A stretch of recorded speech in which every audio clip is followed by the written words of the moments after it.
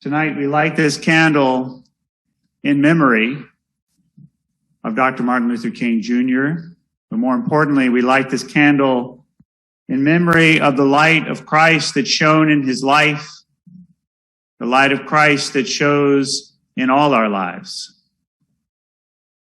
the light that shines in the darkness, and the darkness did not overcome it.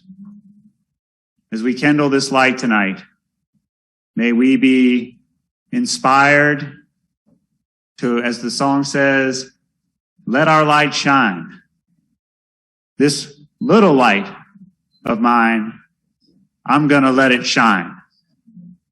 For none of us knows whether we might be called with our little light to join with many lights to become part of a greater light. None of us knows whether this little light of mine might become a roaring flame, might become a burning bush. Tonight we stand on holy ground. And as we light this candle, may we find that light, the light of love, the light of peace, the light of justice, the light of mercy and compassion kindled in our hearts as we remember and as we continue the work that Dr. King came to do.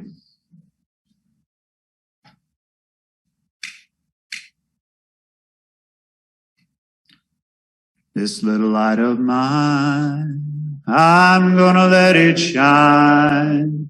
This little light of mine, I'm gonna let it shine. This little light of mine, I'm gonna let it shine, let it shine, let it shine, let it shine. It was 54 years ago to the very day and nearly the very hour, while standing on the balcony of the Lorraine Motel in Memphis, Tennessee, a champion of nonviolence and a prophetic leader of peaceful protest, a drum major for freedom, a drum major for equality for all people, Dr. Martin Luther King Jr. was mortally wounded when a cowardly assassin's bullet struck him, leaving him dead, lying in a pool of blood. Along the way, King had friends and supporters all the way to the White House. Along the way, King had detractors all the way from the FBI and the CIA and eventually even the White House. On April 3rd, King arrived in Memphis. He went there to support Black sanitation workers. He went there to support them because they had to endure deplorable, inhumane working conditions. They were not allowed to ride in the cab of the truck. They had to ride in the back. They had to hold on to the back.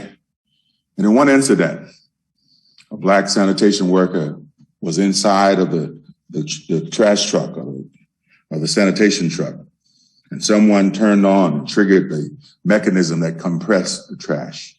The man lost his life. This reached the breaking point, and they called for a boycott. And when King arrived in Memphis, it was a rainy, cold, unseasonal day. He was already late, and he went straight to the motel, and there he went to bed. His best friend in life, Dr. Ralph David Abernathy, called the motel and said to him he needed to get over to the church. He said, "You take care of it." They had done this so many times, back and forth. But he said, the people are at a feverish pitch. They're calling for you. They want to hear you. They don't want to hear me. King got dressed and made his way to the Charles Haney Mason Temple Church of God in Christ. He went to the podium and he began to talk a while and preach a while, as Black preachers sometimes do, talk and preach and talk, talk and preach and talk.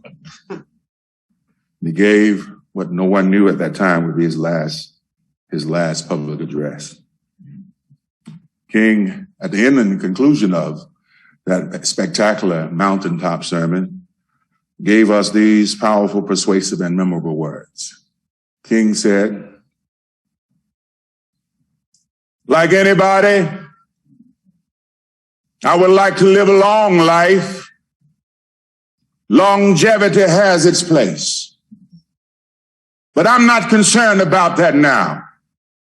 I just want to do God's will. And he's allowed me to go to the mountain.